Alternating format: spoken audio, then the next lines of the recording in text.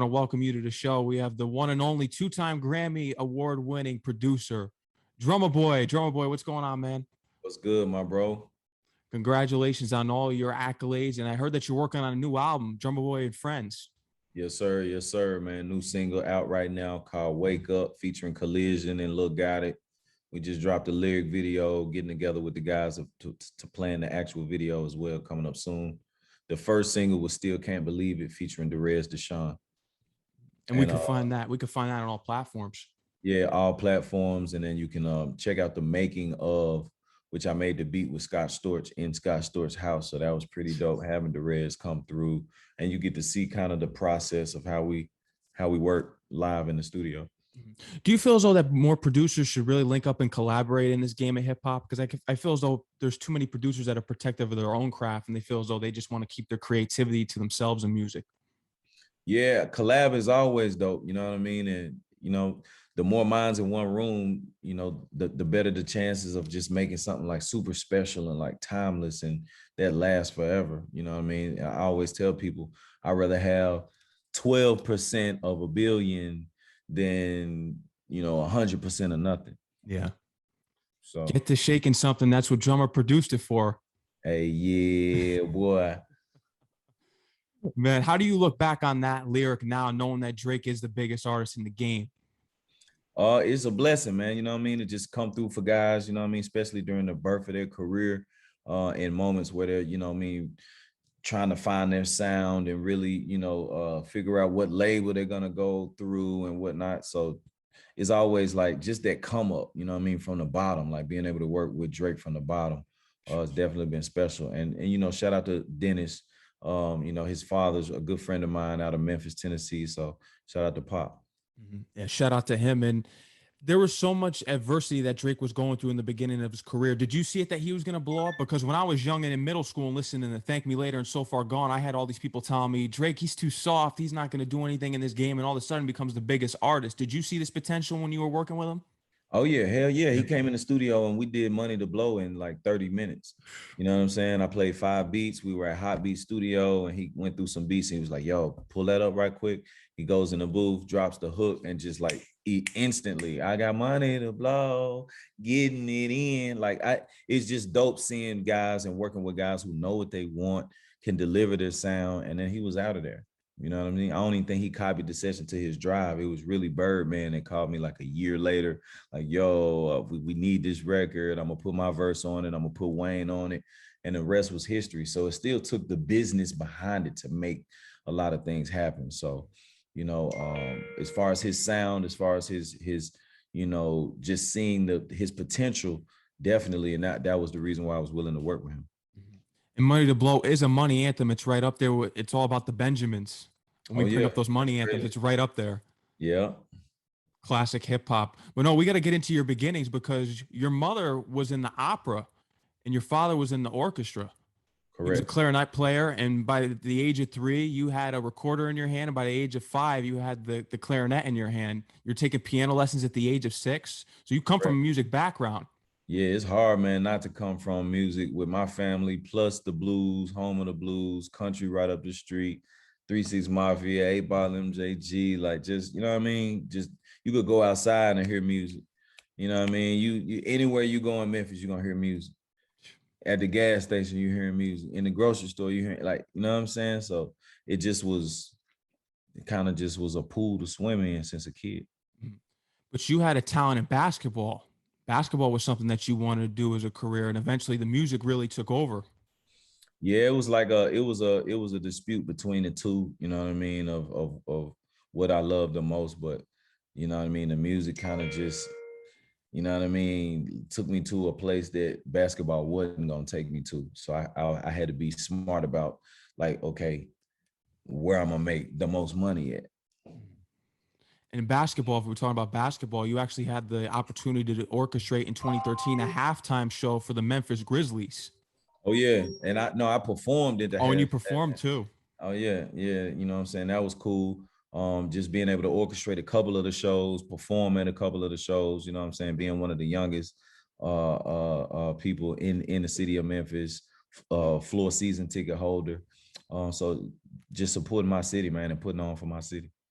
And you got that right. Who's your favorite Memphis Grizzly player of all time? Um, of all time, man, I had to say Zebo, man. That's my dog forever. Yeah. My dog, Zach Randolph, man. Did you just Him, hear the him, news and that he's him and retiring Tony his number? Allen, man. Him and Tony Tony Allen. Allen is like, you know what I mean? Those guys, they die hard Grizzly, you know what I mean? Like they just want to forever be Memphis and will always be repping the city of Memphis. And speaking of Tony Allen and Zach Randolph, did you hear the breaking news today that the Grizzlies are retiring their numbers?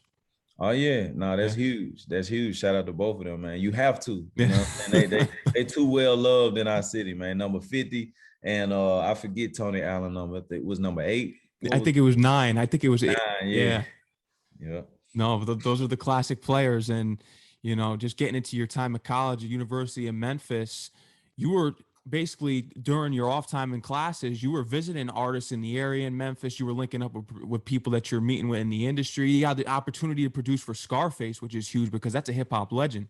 Oh yeah, no, that was super cool. Bun B, Gangsta Boo, Yep. Player Fly, and even one of the first guys I worked with in Atlanta, Pastor Troy. You know what I mean? He was putting on for the Georgia Bulldogs. You know what I'm saying? Real huge rapper of the city and state, you know, of Georgia, and just always, you know, down south Georgia boys. You know what I mean? So it was definitely working with Scarface, dope working with Pastor Troy, and just a lot of those guys. Tila, another one of the OGs coming out of Memphis.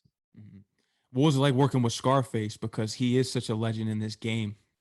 Scarface was classic, man. Just the bars. I was on the May album. I did a song for him called Never. And it was just, you know, a special opportunity, man, to just be able to deliver from him. And that was something special that I had cooked up going through the crates. And you know, just changing my sound up from just trap to like, okay, I can produce, you know, hip hop as well. That it's an interesting point that you bring up is that you can do both. You're versatile. How do you feel about the current state of hip hop and what you did? I respect what you did because I enjoyed the hits that you made, and you're from the South. My thing is, I grew up in New York, and we know how New York is. Everyone likes their boom bap. We like our lyrical hip hop. How do you feel as though that the trap sound has just taken over everywhere? Because when we want to hear trap music, we want to think of down south, but when you hear it on the New York radio stations, the New York artists are jacking the trap sound because they're from New York, but they're getting on the trap sound. How do you feel about that? Man, it's a blessing. It's like Michael Jackson doing the moonwalk, and then the whole world want to moonwalk. You know what I mean? If you do a dance that's cool, you make everybody want to do that dance. If you do a beat that's trap and make everybody want to do trap, what does that say about me? Mm-hmm.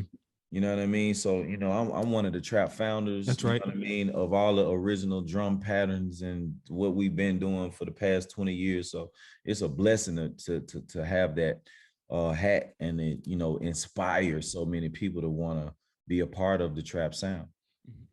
Do you feel as though that you receive enough credit from the young and up and coming producers? Do you feel that they acknowledge you as much because you are one of the founders of trap, if not the main one? Oh yeah. Oh yeah. I mean, you got video out there with Metro Boomin saying, you know, how much of an inspiration I've been to him. Same for Mike Wills, same for Lex Luger, same for Smoke Perk, Murder Beats. You know, Travis Scott, you know, has you know, shouted out a couple times as well. So it's a blessing to, you know, just I didn't start this sound or even do anything to do with trap for a shout out or accolade. You know what I mean? It's all on the love, it's all on the passion. Being creative is possible and inspiring as many people as possible. So, you know, it's not about credit and accolades. I get the respect that I deserve, you know what I'm saying? And the gods, you know, they all pay they just due with Drumma Boy. So I'm good. When doing my research of reading stuff online about you, there was a dispute that I was reading about you and your father because your father wanted you to finish at the University of Memphis and you wanted to go on and do your music, and you eventually proved that I can blow up and I don't need college. And eventually this spawned you to create a scholarship with him. Oh yeah, like, you know, just giving back to the school. I grew up on the campus, you know what I'm saying? Always been a huge fan of Memphis State, now University of Memphis, the Tigers, you know what I mean? And it's just been fun growing up there, being a part of the organization, the staff, the facility, the players, the relationships that I've gained over the years being at the campus. So I felt it was only right that I partnered with my dad and, you know, had a scholarship fund. And, you know, just even the challenge that my dad made, like, you know what I mean? I actually got kicked out of University of Memphis for due to unattendance back and forth in Atlanta. So he was like, man, I bet you $100,000, you know, or else you going back to school. You know what I mean? Since you this Drumma Boy, man, show me $100,000 in your bank account. I'm gonna give you a year. And within 9 months, I showed my dad like $150. And the rest has been history, man. Like, we became best friends ever since then. You know what I mean? And that put me in position to actually put the money up for my scholarship. And that's big time. That's a good thing that you do for the youth and giving back, because I feel as though you reach out to young creatives. You care about the young creatives out there in music and producers, because people like Brian Michael Cox took you in. Oh yeah, Brian Michael Cox, Jazzy Faye, and my big brother, Insane Wayne. He was making beats, RIP to him. But, you know, I mean, he grew up with Jazzy Faye, and those are, like, you know, some of the legends out of the city of Memphis that were doing it that I was looking up to. And if it wasn't for my big brother, I wouldn't have been in so many different studios. I never would have been on Tila album, never would have bumped into, you know, the people that I met. You know what I mean? So it all starts with my big brother, man. RIP, Insane Wayne. Shout out to Jazzy Faye. Mm-hmm. An early track we can acknowledge you for is the Tennessee Titans. That was a huge track just as a geographic standpoint. And if you think about it, you're also, I'm assuming, a Titans fan. Kevin Dyson, you can't forget that. Oh yeah, They're 1 yard away. That was our first year. Eddie George, actually, Yeah. but that was our first year in the Super Bowl. You know what I mean? That was our first year as a team Against the Rams. Yep. You know what I mean? Marshall Faulk, Torrey Holt, you know what I mean? The classic Ram squad. But you know, we back for this season, man. 2021, 2022 season, man. We got Janoris Jenkins on defense, man. Clamps, you know what I mean? Mr. Clamps, you feel me? Man, Derrick Henry, of course, Julio Jones, AJ Brown. It's gonna be a fun year, man. Mm-hmm. It's gonna be Derrick Henry, the best running back in the league for sure. Drum Squad Records, Drum Squad Productions, Drum Squad Films. You were starting to put all these things together, a part of your own production label, and you become well-rounded in various forms of entertainment. So what made you want to create these many lanes for yourself in your own company? I've always been with film. I actually just finished a movie score for Jeezy that I'm working on, so I'm excited about that. And you know, just tying in different things as far as being able to express yourself, whether it's through book form, whether it's through documentary, series, TV, film, just being able to express yourself. And however I feel like I expressing myself, I do that. We did some work on Empire too. Oh yeah, Empire, some of everything. You know what I mean? That Shoe Carnival commercials, SMS headphone commercials, working hand in hand with Beats by Dre commercials and whatnot. So it's definitely been a blessing. More recently, we did some stuff with Pepsi. We did a Pepsi commercial and got a lot of different movie scores and soundtracks on the way. Monica, you also had the opportunity to do the show with Monica. Oh yeah, yeah. Definitely, man. A pleasure working with Monica, and always also did a movie score called Holla 2, featuring Vanessa Bell Calloway, Tierra Marie, Omar Gooding. Being able to, you know, get that score under my belt at such an early age is definitely put me on a platform to where I am today. And technology is what really keeps you going in this game.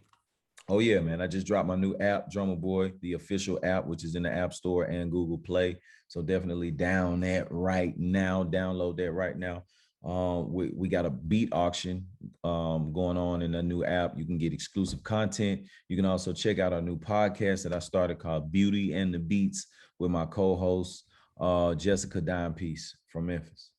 And what do you cover on that podcast so people can go tune in and listen? I want to make sure that they know what you guys talk about so we can get that coverage for you. Oh yeah, man. We really talking about just the struggle, the ups and downs of the industry, whatever industry that particular person is in, how they got to where they are, a lot of the trials and tribulations throughout the process, as well as, you know, some of your craziest moments, and just, you know, advice for the upcomers that are in that field. Mm-hmm. What was the most difficult down that you experienced through this industry? Because this is a story that you could tell that can inspire all the young creatives listening to say that this is Drumma Boy. Look at all that I've accomplished. This was my down and my low point, but I overcame it and did it with greater things.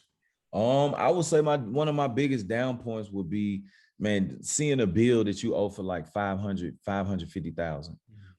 You know what I mean? Like, man, you owe over $500,000 in taxes, and then getting the knowledge and then doing the due diligence and the research behind those accountants that may or may not have fucked up, you know, in so many words, and then fixing the issue and coming up with a resolution for that issue. And I think, you know, a lot of people don't think, okay, yeah, I'm making my money, I'm doing what I want, but they don't save or put the money that's for taxes in a account strictly for taxes. And then we wait to the end of the year to pay a bill, and you forget, damn, I made 5 million, I made 6 million, and you owe $500,000 at the end of the year. You know what I mean? So, you know, it's all about having the right accountant, you know what I mean, in position and in place.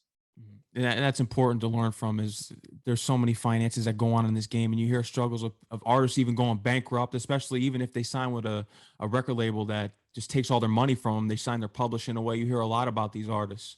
Oh yeah, or guys who don't even have publishing. Like, imagine producing a hit record. You would have had 2 million or 3 million had you done your split sheets, or had you had a entertainment lawyer to help negotiate your contract. But imagine doing a song for 2,000 or 3,000. So yeah, you got paid up front, but nothing on the back end.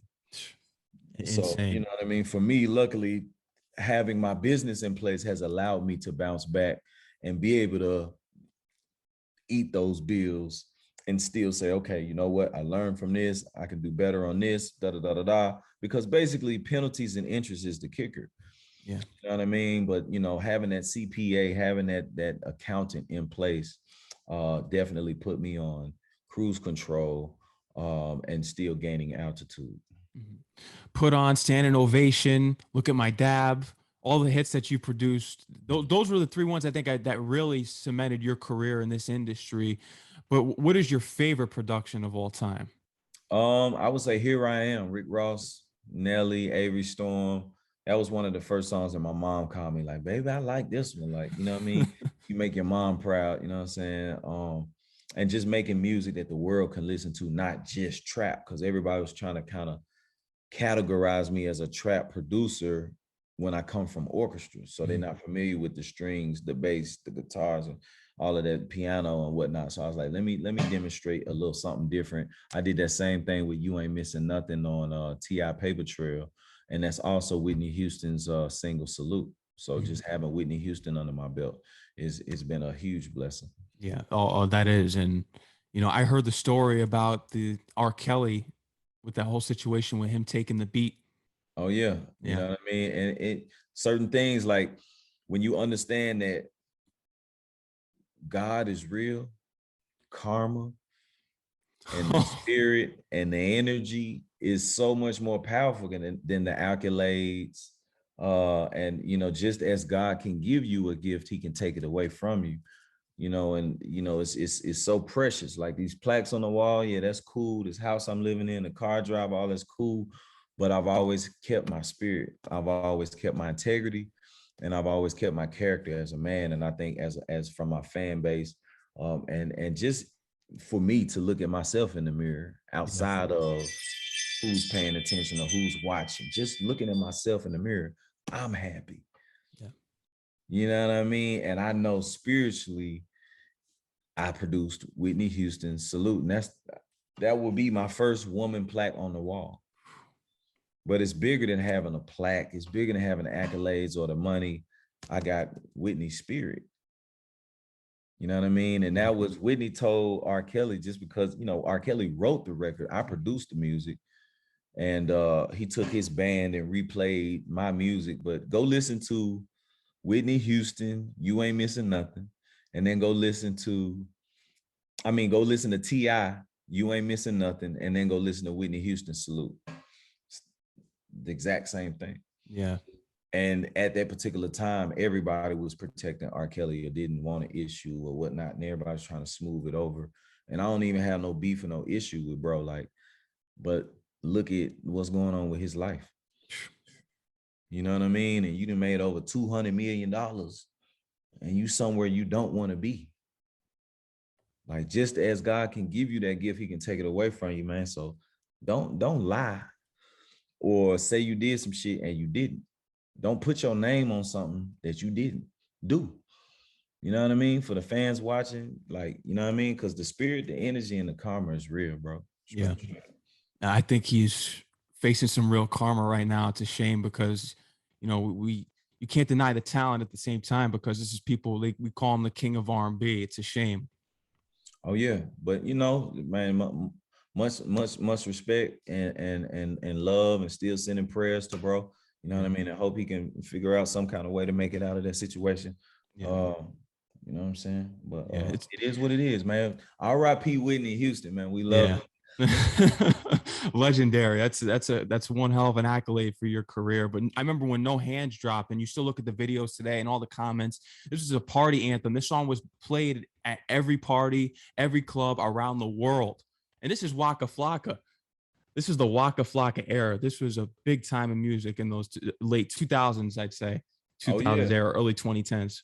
Oh yeah, you know what I'm saying? Definitely a party starter, and been a huge record for just so many different stories of people's lives, like, you know what I mean, throughout their chapters of partying through high school or college or even adulthood.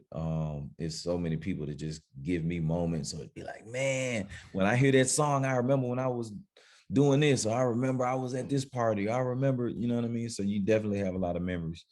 To No Hands. Shout out to Roscoe Dash. Shout out to Reese. I just gifted Reese and my Squeak manager their first plaques for the No Hands plaque, which is now 3 times platinum. So it's definitely dope getting the management their plaques finally over the 10-year period. Man, and shout out to the fans, man, for pumping that record. Yeah, that's a huge record. But something that's really impressive about you is that you can rap, because you have a lot of producers in this game who went through a lot of adversity. And Kanye was kind of one of those producers that broke the mold of saying, hey, I can produce, but I can spit some bars. And you were able to do that. Do you feel as though that it was easy for you to break through because you had producers like Kanye that did it? I think honestly, it's about expressing yourself. And for me, like Dr. Dre was the first rapper that I saw rapping, you know what I'm saying? Even Right. Jermaine Dupri, you know what I mean? Even Swiss Beats, you know what I mean? So to me, all of the top producers that you name, they rap. Yeah. Whether it's Manny Fresh, Kanye, Travis Scott, you know what I mean? Yeah. Pharrell, he gonna sing and he gonna be vocal some kind of way. Even Jazzy Faye, he wasn't a rapper, but he was singing and doing the hooks and whatnot. And I think by being an artist, now you see me. Being an artist, now you hear me. And then, now the sponsorships, the endorsements, and all of the other things kick in, because you're not just this kid behind the board. You know what I mean? So it helps establish so many other things, and allows you to, put yourself on different platforms. Mhm. And we talk about technology because technology just keeps advancing every day, every day. You're a producer, you come from the orchestra and musical background. How do you feel about producers having it so easy nowadays? You could just pull up an app, and you have all the drums made for you, and you just place everything together. I mean, at the end of the day, you're still pulling somebody's energy. Mhm. Whoever actually made those patterns, you pulling in their spirit into your cup of tea.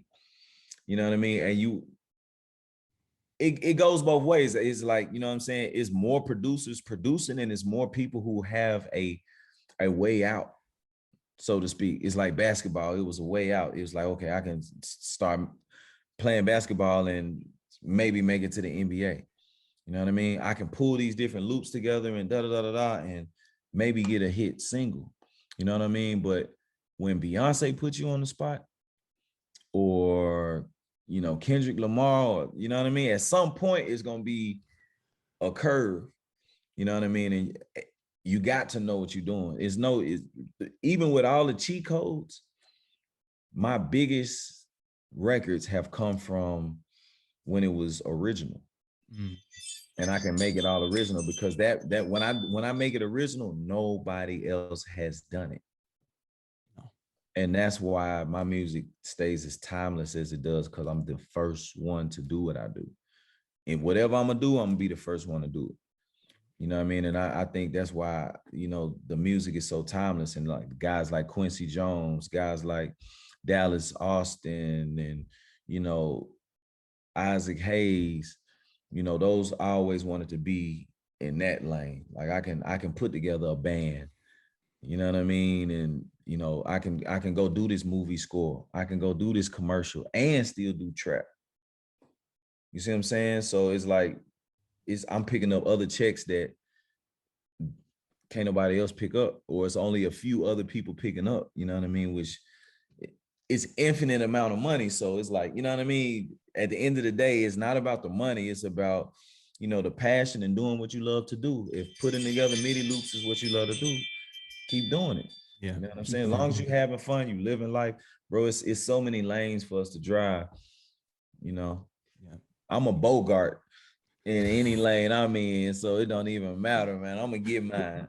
You got that right. And you brought up Beyonce before. Beyonce is your number one singer that you want to work with. That's the number one artist. That's your top one. That all the other artists that you've worked with, you've pretty much worked with everyone. But Beyonce is someone that you haven't. Beyonce is like, that's the queen, right? You know what I'm saying? So you want to work with Beyonce. I say outside of that, new artists, Ella Mai, her, Summer Walker. How about some of the MCs in New York? You had the Griselda guys. Oh yeah, you know what I'm saying? Definitely blessed to be able to have worked with Jada. You know what I'm saying, man? We did Addicted, you know, getting Jada on the trap. You know what I'm saying? Young Dolph featuring Jada Kiss, you know what I'm saying? That was fun. And definitely just to say I'm cool with Busta Rhymes, you know what I'm saying? And just the OGs, Puff. You know what I mean? Yep. And met Jay once when I was a lot young. I think I was like 19 or 20. But the young guys, you know what I'm saying? Shout out to New York. You know what I mean? Definitely, man. Let's make some plays, man. Let's get in there. Yeah, you got that right. Now, the story when you met Jay-Z the first time, was this during his Volume era when you was dropping Volume 1 and 2? Chicago. He was on tour, and it was a show. I forget where it was at. But we waited outside the hotel where they were staying at literally like 6 hours until they got back. And I met Bleak, met Jay-Z, Dame, and man, the whole rock. At this time, I ain't had no cameraman around me or none of that. You know what I mean? But everybody was just super mad humble and just like, man, keep doing what you're doing. You know what I'm saying? Maybe we'll work. You know what I mean? Maybe we'll work. House of Hits. We got to get into this. Oh yeah, man. You definitely got to stop through House of Hits. Boutique, one-stop shop. We got the barber shop. We got all of the latest fashion, you know what I'm saying? The shoes, the clothes, all the latest gear. Check out the website, houseoffresh.online, and follow us on Instagram at houseoffreshatl. No, you got a lot going on here, but the Grammys, I want to get into your Grammy Awards because you won 2 Grammy Awards, and this was from doing work with Usher. Yep, the Usher vs. Raymond album. That album picked up 2 Grammys.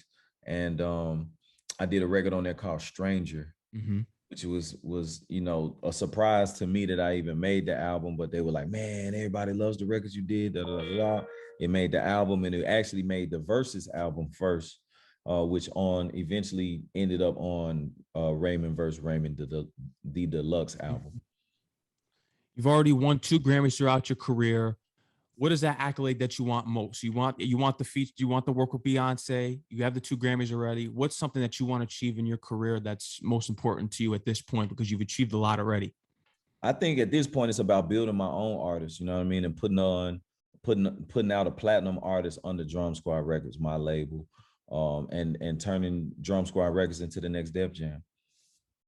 That's big time. Now, when you go and search for artists, how do you usually judge them? Are you judging based on, because today's a number game as far as social media goes with artists, or do you go off of what they're doing in numbers, or more of the talent per se, because you're someone that comes from a talented background? I just go from what's meant. If it's, you know what I mean, it's more so of a meant, the spirit, the energy, and excuse me, honestly working with people that believe in themselves more than, like, it's a lot of times I believe in artists more than they believe in themselves.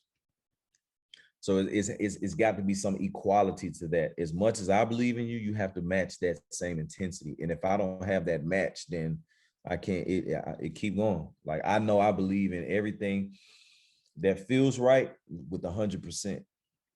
So I have to be matched.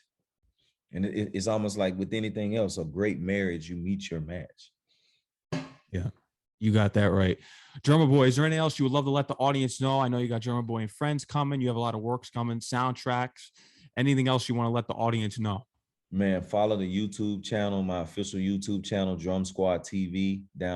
Subscribe and get my new app, Drumma Boy, the official app. You know what I'm saying, in App Store and Google Play.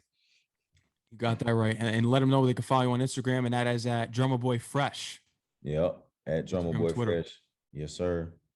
Drumma Boy, I want to thank you for coming on the show today, man. I appreciate it. I appreciate your time, and you dropped a lot of gems here for the audience. I appreciate it. Anytime you need anything from me, I'll get the new album in the rotation as soon as it drops, and I'll get the new singles in as well. Yes, sir, man. Wake Up, new single featuring Collision and Lil Got It. Go get that. No doubt. All right, Drumma Boy, I want you to enjoy the rest of your day and take care, man. All right, bro. Respect. Yeah. Peace.